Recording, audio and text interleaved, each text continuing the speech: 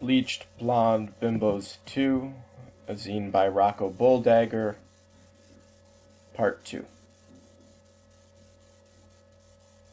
6. On recent history. But maybe I've contributed myself to some of the unsatisfying ways genderqueerness has evolved. It could be argued that the whole queer as fuck thing was the beginning of the end for True Spirit. This panel and its subsequent incarnations overflowed conference rooms and always spilled out messily into Host Hotel's lobby and bar. Because it was somehow a gender-autonomous zone, and because of sheer sexual energy, True Spirit managed to double in size every year through 2003. It spawned as many ideological arguments as it did new vocabulary words. It drew homeless queer youth, straight-identified transsexual men, punks of every variety, the pierced, the tattooed, and the truly broke who slept too many to count in a single hotel room. Pissing off every available hotel in the DC area, exposing the underaged to sexually explicit material, chain smoking in the lobby, arguing loudly, wearing S&M gear shamelessly, sporting ridiculous hickeys. This was truly beautiful, and consequently could never last. Half the time I felt like shit when I was there, isolated, depressed, angry, unattractive, and stagnant because I didn't opt for testosterone or surgery. But I never lost sight of the fact that the existence of this conference was a miracle. Anyway, the thing that broke True Spirit was the question of exclusion. Could one conference meet the needs of both trans men and underaged, over-pierced genderqueers? Alas, no. Nor could it meet the needs of all of us who fall into more nebulous territory. It was great while it lasted. To my knowledge, there is currently no single space where genderqueers talk or meet. I find article after article in the mainstream media attributing new meaning to this word, meaning with which I feel less and less connection. I read increasingly narrow definitions of the concept and hear from folks who have no sympathy for those who do not get it. Is my participation in creating the meaning of genderqueer over? I used to feel that this was my word, my subculture, my movement. Now I see things in newspapers and magazines that I can't even relate to at all. How quickly I have transformed from being a molder of a future that is, quote, very queer, indeed, to a throwback from an earlier queer era. 7. On the Bois, and that is Bois, B-O-I-S. If somebody asked me at the Queer as Fuck panel in 2000 if I thought major news publications would feature people like us, and would even use our language to describe us, I would have laughed. What a mixed blessing the attention has been. The media has granted genderqueer's trendiness and certainly contributed to the transformation of the word. In January 2004, New York Magazine ran an article entitled, "Where the Boys Are." Boy, B-O-I, is a genderqueer variation on boy, B-O-Y. This article screwed up people's pronouns, and I am sure received many angry letters, but it also aired quite a bit of dirty laundry that I couldn't ignore. NY Magazine 2004, quote, "What all the boys, B-O-I, have in common is a lack of interest in embodying any kind of girliness, but they are too irreverent to adopt the heavy-duty, highly circumscribed butch role. To them, butch is an identity of the past, a relic from a world of Budweiser and motorcycles gone by." End quote. The same article directly quotes a self-described boy, quote, "A lot of butch women just think, I'm big, I'm butch. They feel like because there's some big hunk of meat with abs, that's all it takes. I find other boys to be more open-minded and a little more educated and artsier. like they won't be put in a box." End quote. Assuming the magazine got it right, the one thing that is clear here is scorn for women who call themselves butch, who didn't stay in school as long as you did, and who don't agree with your idea of what art is. Should I lie to you and say these insults have no effect on me because I know who I am and fuck what everyone else thinks? Yes, of course. The problem is that genderqueers aren't everyone. They're my own, and somehow all the new media attention always finds them disowning butchness, because the identity itself comes with too much baggage. So here I have the mainstream media telling me what people in my own community think of me. For boys, butch contains too many expectations, too much tragedy, and too much drama. For me, butch contains my connection to a long history of fierce queers who made it possible for me to be as free as I am today with both my gender expression and my sexuality.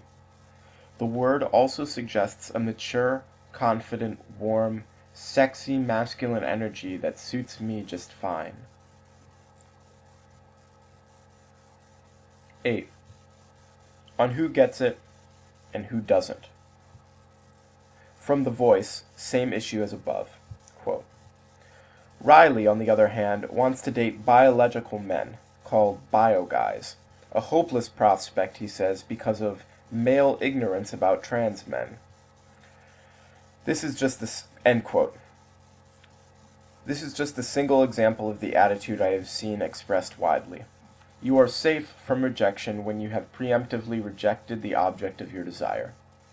If you never give anyone a chance to understand you, there is no risk that they won't understand, and no chance that they will. I remember getting introduced to an FTM at a sex party, and the very first thing he did was complain to me about how a lesbian just hit on him, mistaking him for a dyke.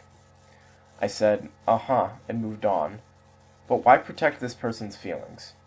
Does the weight of gender lend them priority in some subconscious inner ranking of queer radicals?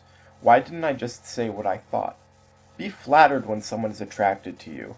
How long do you think a femme would last if she got this angry every time a straight man hit on her, mistaking her for something she is not? So, men are too ignorant, and butches are dinosaurs. Lesbians don't get it. What is with this more radical than thou attitude? If no one has a hope of understanding you, who are you even talking to?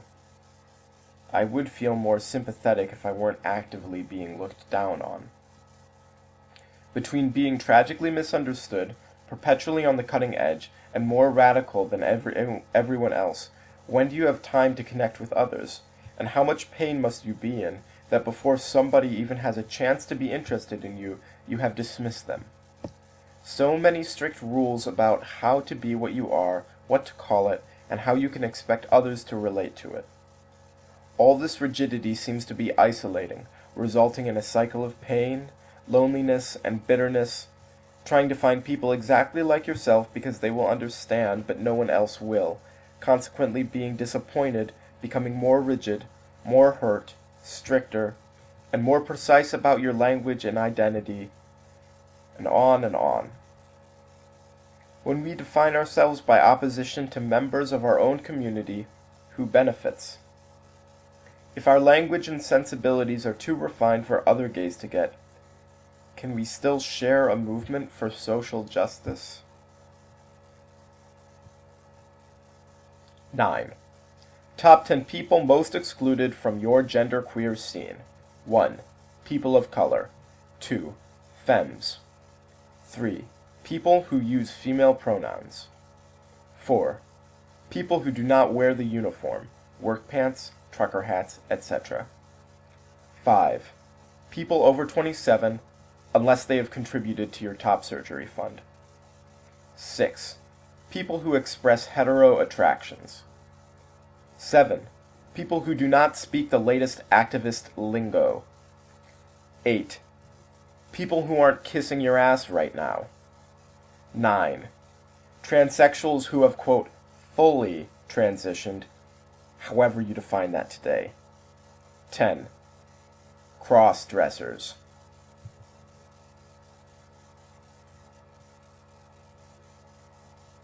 Conclusion. I always wanted genderqueer to unite me with other transgressive queers. Note that I said to unite, not to find people who identify exactly like me. People don't get me, and that is okay. I am not holding my breath for a place where I do not have to explain myself. I am just working on creating a space where the explanation is welcome. That's what I want genderqueer to be about. I want genderqueer to not only be an umbrella term for those who reject M or F, but also an umbrella term for all those who queer the gender. And remember that thing I mentioned about loyalty and having each other's back? Maybe that's where the movement has become a scene. Genderqueer was briefly my movement, but it's definitely not my scene. Despite all this, I will always think of my friends and myself as genderqueer in one way or another. Our queerness can't be pried away from that extra special gender spectacle we live in. It's our gender that's always troubling, always calling attention to itself, always acting like a dowsing rod, drawing out sexuality all over the place. I could write a whole other story about how much I learn about people just from their reaction to my appearance. Genderqueer is ours in a sense, because we're wholeheartedly engaged with the politics of gender, because microscopic examination of gender has shaped who we are, and because gender is the stuff of our sexual identity. Our coming out experiences cannot be extracted from the politics of gender, and all of our relationships get their sparks from gender. Not to mention that the gender dynamics of our ordinary day-to-day lives never escape our close inspection, never fail to be revealing, and never fail to be compelling. I could conclude by claiming that we are genderqueer because we fuck with gender, and that may include the refusal of both M and F. But on a good day, it includes a hell of a lot more. The truth is, I rarely use the word, and I don't intend to start using it again just because I've created this zine and consequently launched all these thoughts out into my world. I realize this is quite an unsatisfying conclusion, but I suppose if I had left you with an up-in-the-air inclusive discomfort with the word genderqueer, then I have succeeded in sharing how I feel about it.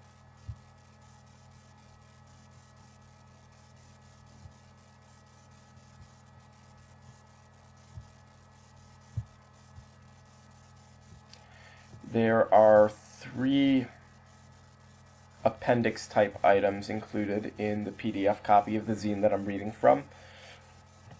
Exhibit A looks like it was the back cover of the zine, and it reads, Bleached Blonde Bimbos 2, the end of genderqueer.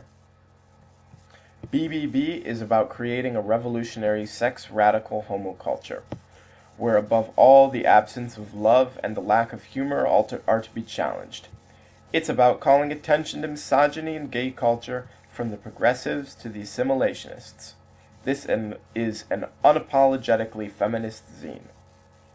Bleached blonde bimbos are a symbol to me, a symbol of fun, brash, passionate, and revolutionary sex radicalism.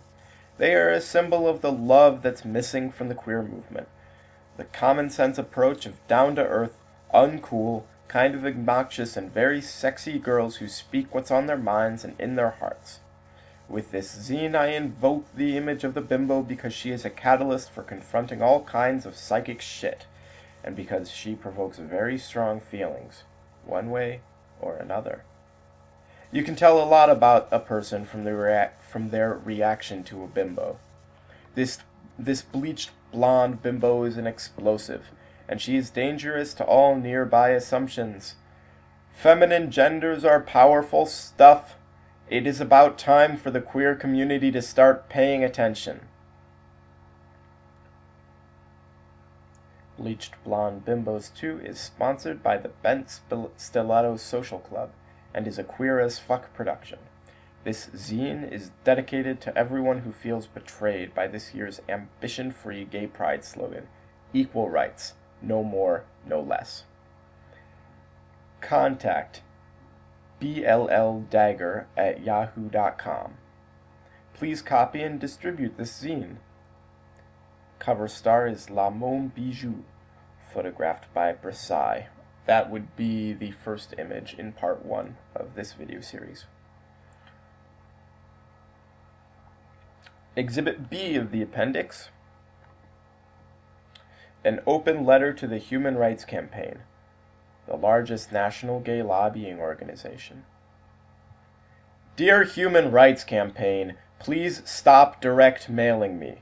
I would rather flush money down the toilet than to send it to you. I will not send you any money to help you, quote, better understand how to place the rights and dignity of GLBT citizens squarely in the framework of basic American values. From the HRC mailer. You are negligent in your failure to promote human rights that include food, air, and water that aren't poisonous, shelter, health care, clothing, economic justice, reproductive freedom, freedom from fear. What human rights exactly are you campaigning for? Last I checked, participating in a state-sanctioned marriage that gives you a set of legal and financial privileges at the expense of single people and unconventional families was not a step forward in the search for, quote, rights and dignity. How can you send me your shame-filled propaganda claiming, quote, not special, not better, just equal, exclamation point, question mark. This you send to a queer woman who understands her own difference as a gift that connects her to a community dedicated to progress, liberation, and joy? No, I did not survive adolescence in order to be just like everyone else. I've never been just like everyone else, and now that I have finally stopped trying, you want me to go back to that futile, suffocating desire? You betray the idea at the root of the queer liberation movement. Our difference is not to be tolerated, but to be celebrated. Our difference makes us strong, and through our actions and our example we should move society forward. We have survived and even flourished through so much. You will not erase our life-affirming queer culture with your cowardly yellow equal sign. Please, keep your HRC MasterCard offers with your promise that an undisclosed percentage of the profits go to fighting for equality.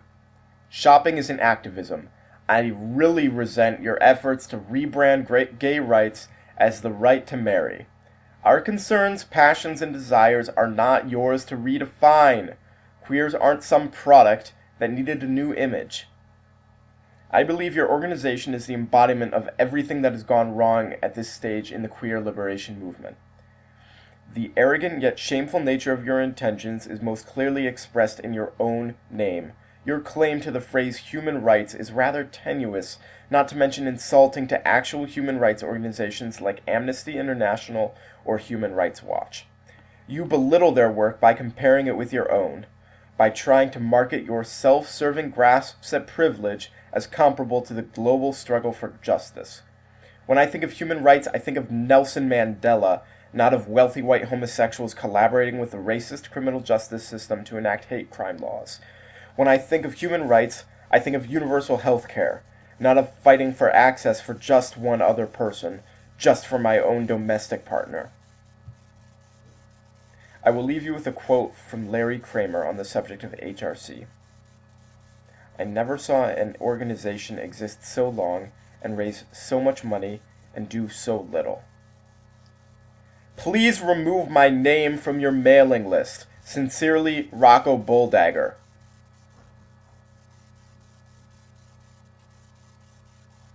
Exhibit C from the appendix, and the last thing I'll read from is a really lovely page with an illustration surrounding the text that I'll try and grab a screen grab of and include in the video. It's labeled, respectfully copied from My Comrade, Role Models for Modern Youth. The font is quite small, so excuse me if I stumble while I read this.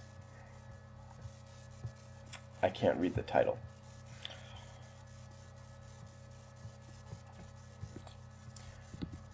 Well, for one thing, gay people just invented disco, and everybody just knows it anyway, so why mention it? Well, anyway, the other night I was at the disco with some friends, and oh, there was this cute guy on the dance floor, and I thought, well, he just has the prettiest eyes. And so I danced over to him and said, "Isn't this a great song?" And he said it was his new favorite. And so anyway, I said to him, "Want to dance?" We were dancing and stuff when Lady Pickle the drag queen and her entourage made an appearance. And so my dancing partner inquired, "Here, who goeth yonder in such marvellous and wondrous apparel?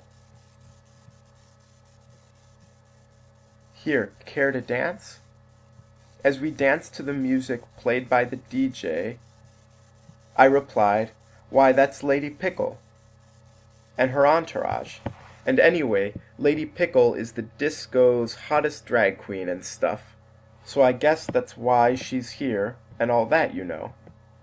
To which the stranger replied, "Here, methinks yon garb of ye old Lady Pickle hath been wrought of a most unusual manner, no? Care to dance?" So we danced and kissed while the disco played on. We found love for a moment as we whirled away on dreams that could only be called our own, if for but a millisecond in the fabulous millennia of feelings that we gays feel so truly and deeply often. The sweet odor of Elysium descended as we traipsed away, party in this perfumed bog we call life, realized that sound effects were being used to create an abstract fantasy land, led with the hope of adventure and something which teased I and my pretty something stranger and bewitched us to higher and higher levels of joy as our favorite song played on and on. The powerful gospel vocals seemed to combine with the elusive seduction of the mysterious something, with the unresolved whispers of human sadness to evoke an elating mood on the disco as we studied to hours of excited bliss, listening to music and kissing and watching the drag queens in their wigs and heels into an intoxicating trance. We let as the hours passed on, while we found ourselves lying on pink clouds, wearing only silver slippers.